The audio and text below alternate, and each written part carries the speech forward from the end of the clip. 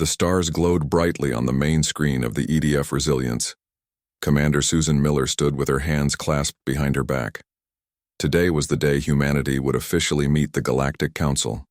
After years of strange signals and odd sightings, the truth had finally come out. Humans were not alone in the universe. "Status report," Susan said, her voice steady despite the butterflies in her stomach. Lieutenant Frank Peters looked up from his station. "The alien ship is holding position just beyond the moon. They've sent the agreed signal. They're ready when we are." Susan nodded. Humanity had prepared for this moment for the past 3 years, ever since the first clear message had arrived from deep space. The Council had been watching Earth for decades, they said. Now they believed humans were ready to join the galactic community. "Open the channel," Susan ordered. The screen flickered, and the bridge crew gasped. The alien before them had blue skin that seemed to shimmer with tiny lights. Its head was large with no hair, and 4 eyes blinked at different times. When it spoke, the words came through the translator with only a slight delay. "Greetings, people of Earth. I am Ambassador Zivrix of the Galactic Council. We welcome you to the greater community of sentient beings." Susan stepped forward. "On behalf of Earth and all humans, we thank you for this historic opportunity. I am Commander Susan Miller of the Earth Defense Fleet." The alien's mouth curved in what might have been a smile. "We have much to share with you, Commander. The Council has voted to offer Earth full integration status. This is most unusual for a species at your development stage." What Susan didn't know was that behind the pleasant words, the Council had very different plans. In a private chamber aboard the Council ship, 5 different alien species discussed the humans. "Are we certain about this approach?" asked Trelvon, a tall, thin being with skin like tree bark. "The humans show concerning tendencies." High Commander Kriltix waved a limb dismissively. "Their aggression and adaptability make them perfect for our needs. The Void Swarm grows stronger. We need expendable troops who can withstand conditions that would kill our own soldiers." "They seem so fragile," said another council member, whose crystalline body glittered under the lights. "Do not be fooled by appearances," said Kriltix. "Our studies show they can continue fighting with injuries that would incapacitate any council race. They heal at remarkable rates. Most importantly, they breed quickly. We can afford to lose many of them." Back on the Resilience, Susan and her crew were unaware of these conversations. The first meeting was going well. The aliens had brought gifts of technology and knowledge. They spoke of cultural exchange programs and learning opportunities. "We would like to invite a delegation of your best military personnel for training," Ambassador Zivrix said. "They will learn our ways and technologies." Susan smiled. "We would be honored. When would this begin?" "As soon as possible," Zivrix replied. "The galaxy is mostly peaceful, but there are challenges that require preparedness." That night, as Susan sent her report to Earth's leaders, she felt proud. Humanity was about to take its place among the stars. The future looked bright with possibility. If only she knew what the Council really thought of humans, as useful tools rather than equals. If only she could see the classified reports that described humans as primitive, but surprisingly durable. If only she knew that the first human delegation was being measured for their combat potential rather than their diplomatic skills. But Susan didn't know any of this. Not yet. As the Earth celebrated first contact, the Council prepared to use humanity in ways no one had anticipated. The stage was set for betrayal, survival, and eventually, a reckoning that would change the galaxy forever.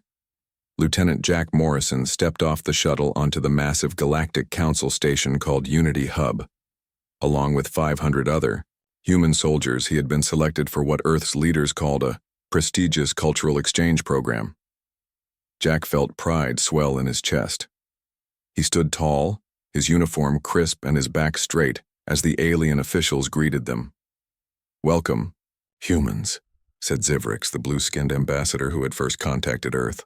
"You will be the first of your kind to train alongside Council forces."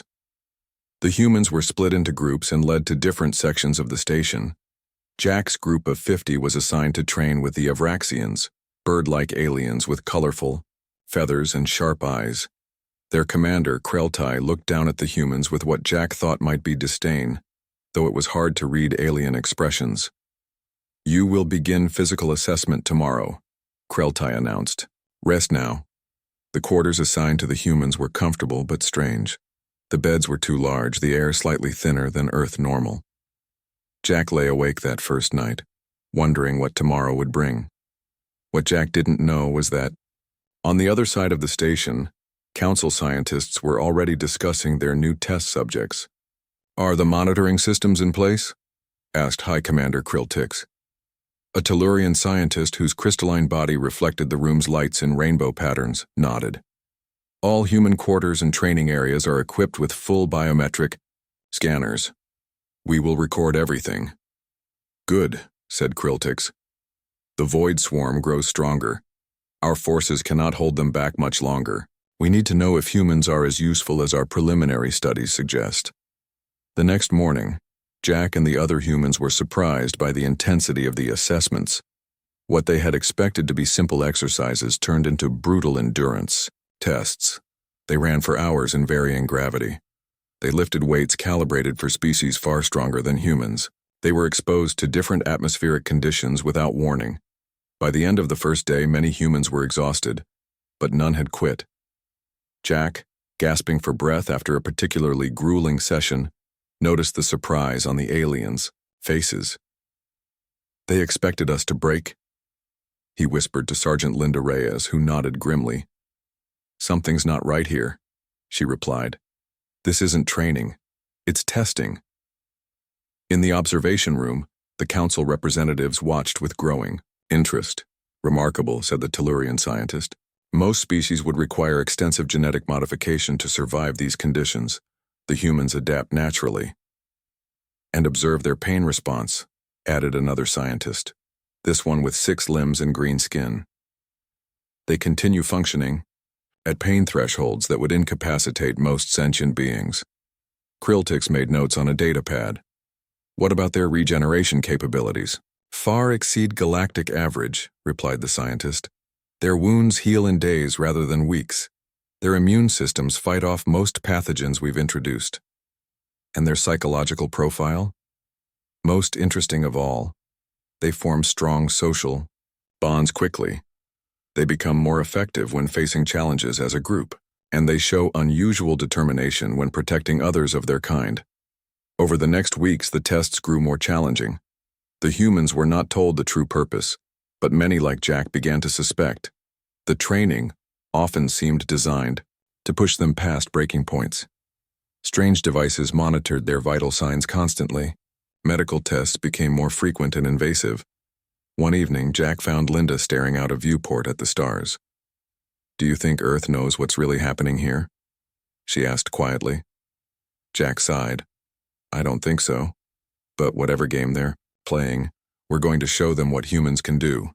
What neither of them realized was that the council was already planning the next phase, a real-world test against the void swarm, a test they did not expect any human to survive.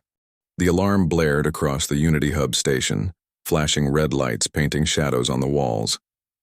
Captain Amy Rodriguez jolted awake in her quarters. After 2 months of training, she and the other humans had grown used to surprise drills. But this felt different. "All human participants report to Hangar Bay immediately," the station's AI announced. "Emergency deployment. This is not a drill." Amy grabbed her gear and rushed to the hangar. There she found chaos. Aliens of different species ran in all directions, loading equipment onto ships. Fear hung in the air like a thick fog. "What's happening?" she asked an Avraxian officer. "Void swarm attack," the bird-like alien replied without slowing down. "Colony World Nexus 7 under siege. Council forces need reinforcement." Within 30 minutes, Amy and 100 other humans were loaded onto a transport ship. None of them had been fully briefed. Their training with Council weapons had barely begun. Amy found Lieutenant Jack Morrison and Sergeant Linda Reyes, faces grim with understanding. "They're sending us in blind," Jack whispered. "Cannon fodder," Linda agreed. Amy nodded. "Whatever happens, we stick together. In the command chamber of the Unity Hub, High Commander Krilltix watched the human transport depart. "Are the recording systems active?" he asked a technician. "Yes, Commander.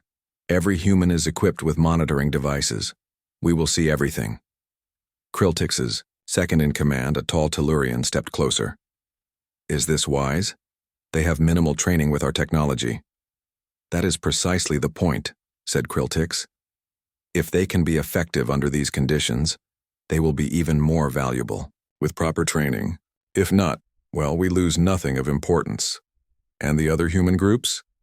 "Being deployed to different conflict zones, 500 humans in total, a small price for such valuable data. The journey to Nexus 7 took 6 hours in hyperspace.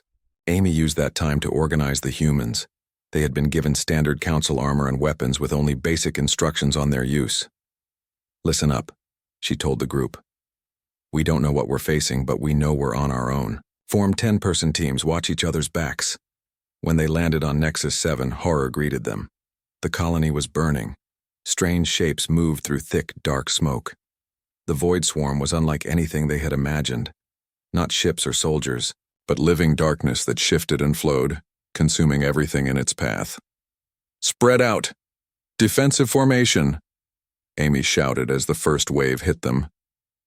The next hours became a blur of fear, pain, and desperate fighting. The council weapons fired, bursts of energy that seemed to hurt the swarm creatures, but not enough to stop them. Humans fell one by one. Amy watched a darkness engulf a young soldier named Ben, his scream cutting off suddenly as he dissolved into nothing. By nightfall, their numbers had dropped to 40. Amy, wounded and exhausted, gathered the survivors in an abandoned building. "Bueno, mine. Need to change tactics," she said, blood running down her arm.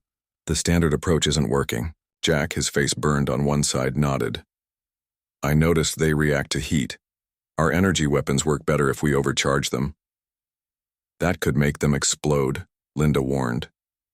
"Better than dying for nothing," Amy replied. They modified their weapons, pushing them beyond safety limits. When the swarm attacked again, the humans were ready. Overcharged weapons burned through the darkness more effectively.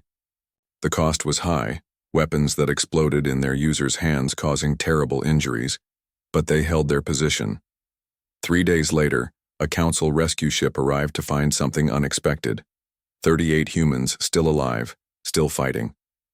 3 previous alien battalions had been completely destroyed in similar situations. The data streamed back to High Commander Krilltix, who watched with growing interest. "Fascinating," he said quietly. "They exceeded all projections." His aide looked concerned. 92% casualties is hardly a success. Krilltix's mouth formed what passed for a smile in his species. "On the contrary, it is precisely their willingness to endure such losses that makes them valuable. And those who survived, they will be even more useful." What Krilltix didn't consider was what the survivors had learned. About the council, about the void, swarm, and about betrayal. Staff Sergeant William Hayes opened his eyes slowly. Bright light made him squint. His body felt heavy and pain throbbed in his chest and left arm. He tried to sit up and found himself in a medical bay. The bed was made for a creature much larger than a human. His memories came flooding back.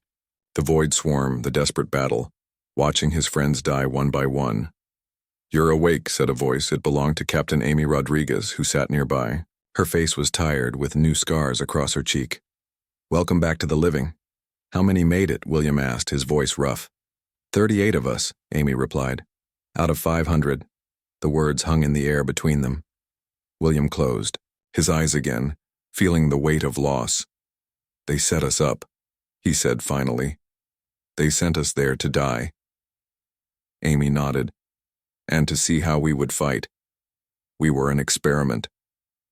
Over the next few days, as William recovered, the surviving humans gathered, when they could. The council medical staff treated them well enough, but something had changed. The humans were watched constantly, studied like lab animals. When they thought no one was listening, they spoke in whispers. Jack Morrison, his face still bearing burn scars, had learned to access the translation system implanted in their ears. "I've been listening to their conversations," he told the group. They're surprised so many of us survived. They expected total casualties. Linda Reyes, who had lost her right hand to avoid swarm attack, nodded grimly. What else? They're planning something called containment for Earth, Jack continued. I don't know exactly what it means, but it sounds bad. William, despite his injuries, took command of the group. We need more information, and we need a way out of here. The humans began working together in secret. Each day they cooperated with their alien observers, playing the role of good soldiers. But when alone, they gathered intelligence. Amy discovered that containment meant a planetary quarantine that would slowly cut Earth off from resources. Linda found a way to access the station's computer systems using her medical devices. Jack learned the patrol patterns of the guards. William organized it all. We're not just fighting for ourselves anymore, he told them. Earth doesn't know what's coming. If we don't warn them, millions will die. In the command center, High Commander Kriltix reviewed the reports on the human survivors.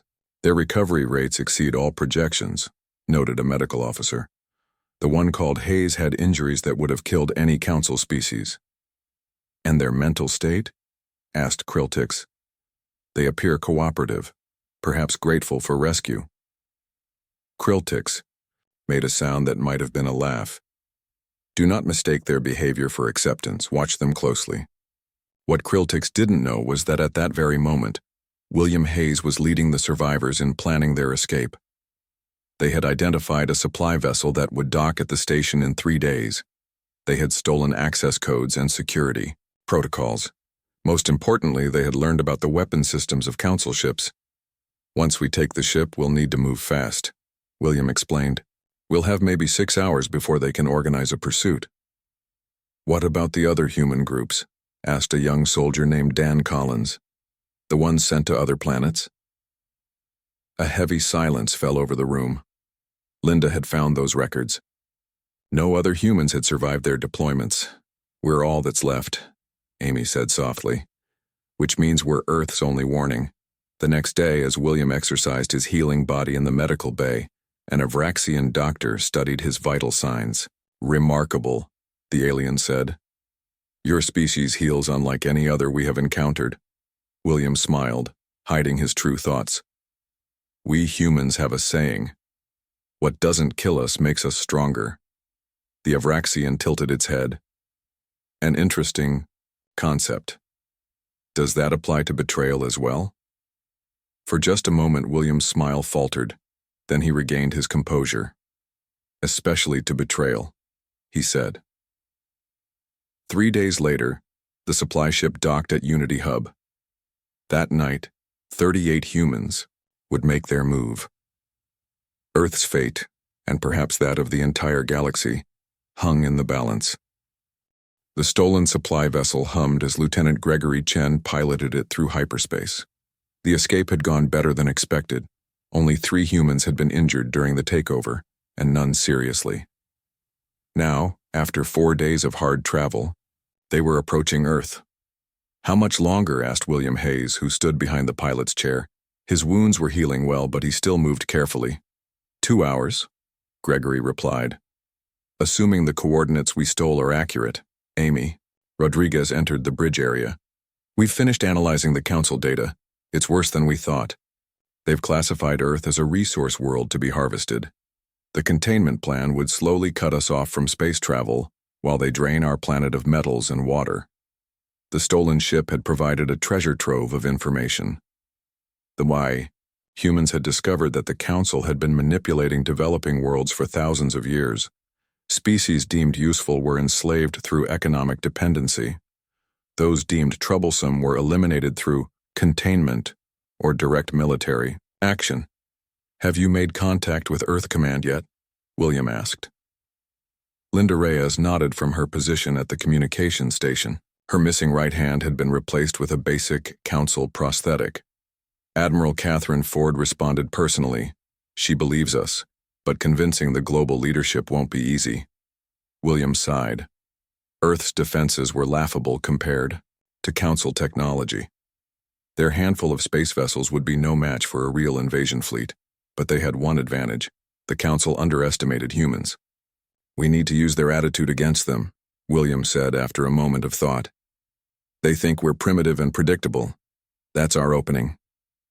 When they reached Earth, the survivors were quarantined briefly, then brought to the Global Defense Headquarters. Admiral Ford, a tall woman with steel-gray hair, listened intently to their story.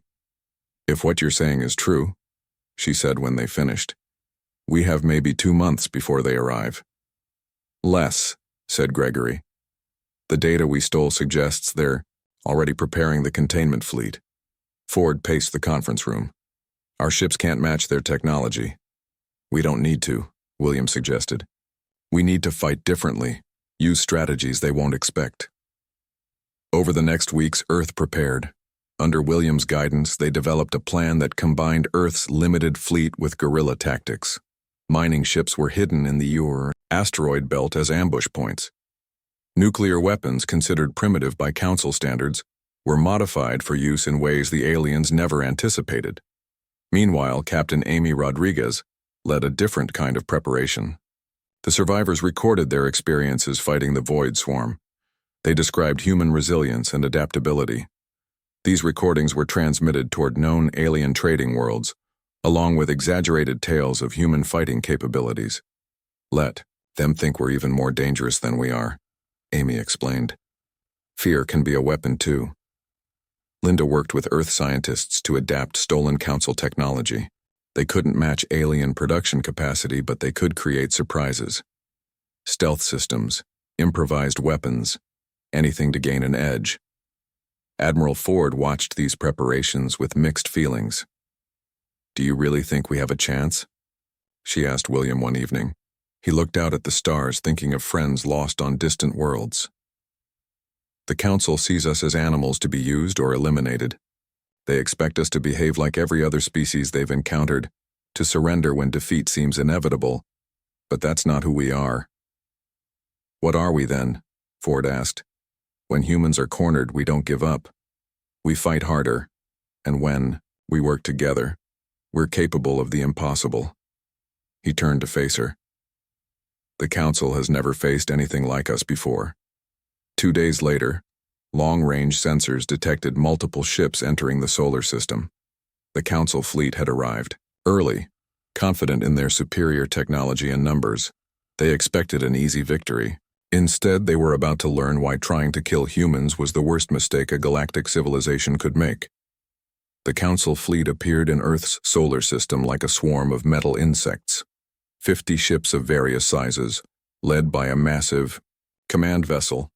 Admiral Catherine Ford watched from the bridge of the EDF Resilience, Earth's largest warship. Beside her stood William Hayes, now serving as her tactical advisor. They're spreading out, William observed. Classic encirclement formation. Ford nodded.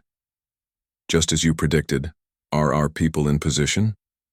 Yes, William replied. Mining vessels hidden in the asteroid belt, nuclear packages deployed, Earth defense grid at full power. The Admiral opened a channel to all Earth ships. Remember the plan. Draw them in. Make them overconfident. Wait for my signal. The Council fleet moved forward with casual arrogance. Their scans showed only a handful of primitive human vessels and some basic orbital defenses. High Commander Krilltix watched from his command throne, already bored with the operation. Proceed with standard containment protocols, he ordered. Disable their communications first, then their defensive satellites. What Krilltix didn't know was that Earth had prepared surprises. As the alien fleet approached the asteroid belt between Mars and Jupiter, the first trap was sprung. Mining vessels, engines cold and hidden against the rocky background, suddenly powered up. They didn't fire weapons. They used their industrial mining lasers, designed to cut through rock, now slicing into alien ship hulls. We're taking damage, reported a Council officer.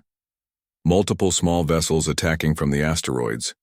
Krilltix straightened in his chair. Destroy them. Send in the fighter squadrons. The Council fighters swarmed toward the asteroids. That's when the second trap activated. Nuclear weapons hidden among the floating rocks detonated in carefully planned sequences. Not to destroy the alien ships directly. The explosions created massive electromagnetic pulses that fried Council electronics and disrupted their shield systems. On the Resilience, Ford watched with grim satisfaction. Phase 1 complete. Begin. Phase 2. Earth's small fleet now moved forward. Instead of engaging in traditional space combat, they executed William's strange plan. Some ships deliberately took hits, their crews evacuating in specially designed pods that looked like debris. Other vessels rammed council ships at high speed, their empty hulls packed with explosives. Kriltix could not understand what he was seeing. Why are they fighting this way? It's suicidal. His tactical officer, an Avraxian, looked confused. Sir, we're detecting human life signs throughout the debris field. They're using their escape pods to board our damaged vessels. That was Phase 3 of Earth's defense. The Council never expected to be boarded. Space battles were typically fought at a distance. But human teams, led by survivors of the Void Swarm like Amy Rodriguez and Jack Morrison, were cutting their way into damaged alien ships, fighting hand-to-hand through the corridors. Aboard one Council vessel, Amy led her team through smoke-filled hallways. She had memorized the ship layouts from stolen data.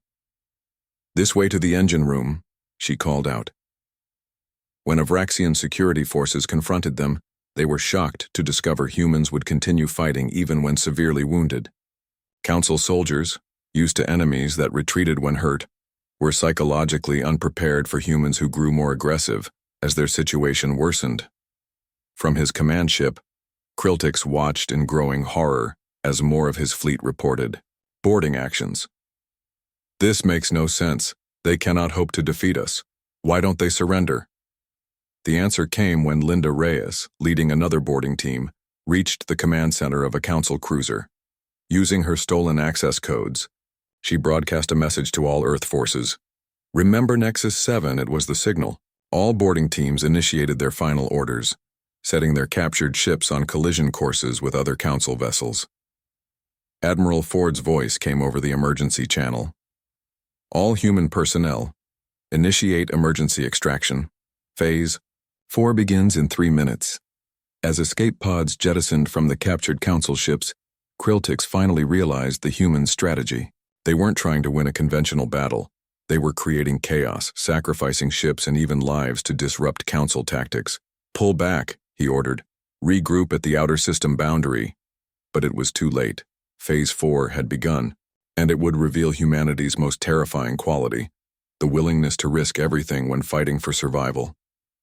Dr. Laura Nelson worked frantically in the science bay of the EDF Resilience. Around her, the battle raged. The ship shook with each nearby explosion. But Laura ignored it all, focused entirely on the data in front of her. Data stolen from Council ships. Data about the Void Swarm. "Admiral, I need to speak with you immediately," she said into her comm unit. "I've found something." On the bridge, Admiral Ford was busy directing Earth's desperate defense. Most of the asteroid belt traps had been sprung. The boarding actions had thrown the Council fleet into disarray, but the aliens were regrouping. Their technological advantage would soon overcome human ingenuity. "This had better be important, Doctor," Ford said when Laura arrived on the bridge. "It changes everything," Laura replied, bringing up files on the main display. "The Void Swarm isn't what we thought. It's not an external threat. It's a bioweapon created by the Council itself." "William," Hayes stepped closer to the screen. "What are you saying?" Laura pointed to genetic sequences and historical records. These files were in a restricted section of the Council database. The dominant species created the swarm thousands of years ago. They've been periodically releasing it on planets to eliminate civilizations they consider problematic. "Why would they attack their own worlds?" Ford asked. "To maintain control," Laura explained. "The swarm justifies the Council's military authority. It keeps other species dependent on their protection. And when the swarm has served its purpose, they can deactivate it using a specific frequency code." William's eyes widened with understanding. "That's why they tested us against the swarm. They wanted expendable soldiers who could fight it when needed, then be eliminated when we were no longer useful."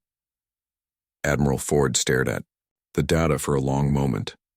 Then she made a decision that would change the course of the battle and perhaps the galaxy itself. Broadcast this information on all frequencies, she ordered. Send it to every council ship. Let every species in their fleet see the truth. The effect was immediate and dramatic. Many council ships stopped firing. Some turned against each other. The carefully organized military structure began to fracture as species that had been manipulated for centuries learned the truth about their masters. High Commander Krilltix watched in horror as his fleet fell into chaos. "Block those transmissions," he screamed at his communications officer. "It's human propaganda." But it was too late. The evidence was too clear, too detailed to be dismissed as propaganda. Across his fleet, crews were in revolt. Some species had been fighting the swarm for generations, losing millions of lives to what they now realized was a manufactured threat. Aboard the Resilience, Ford saw their opportunity.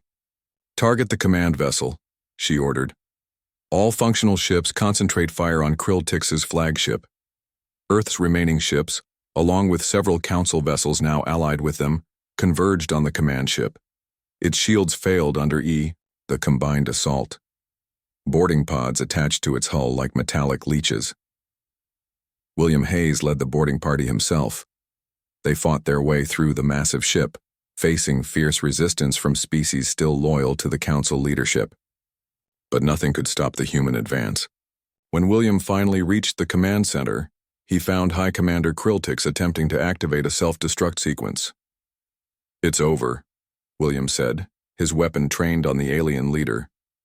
Krilltix turned, his four eyes blinking in different patterns. "You don't understand what you've done," he hissed. "Without the council, the galaxy will fall into chaos." "Maybe," William agreed, "but at least it will be honest chaos, not your manufactured order." As Krilltix was taken into custody, William looked out the view screen at Earth, beautiful and blue in the distance. The planet had been minutes away from beginning a containment process that would have slowly killed humanity. Instead, they had not only survived, but had revealed a truth that was already reshaping galactic politics. Laura Nelson's voice came over his comm unit. "We're analyzing the Void Swarm deactivation codes now. We should be able to shut it down on all affected worlds." For the first time in weeks, William allowed himself to smile. The battle was over, and humanity had just announced its presence to the galaxy in a way no one would ever forget. 1 year had passed since the Battle of Earth. Ambassador Paul Mitchell stood before the reformed Galactic Council, his posture straight and confident. The chamber looked nothing like the old council room. Gone were the elevated thrones for dominant species.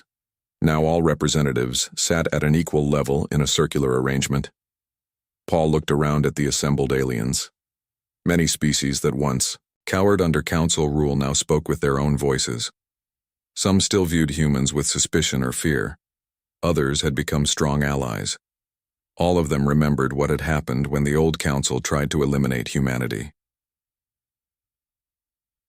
"The Earth Alliance thanks the Reformed Council for this opportunity," Paul began. "1 year ago we were strangers to galactic society.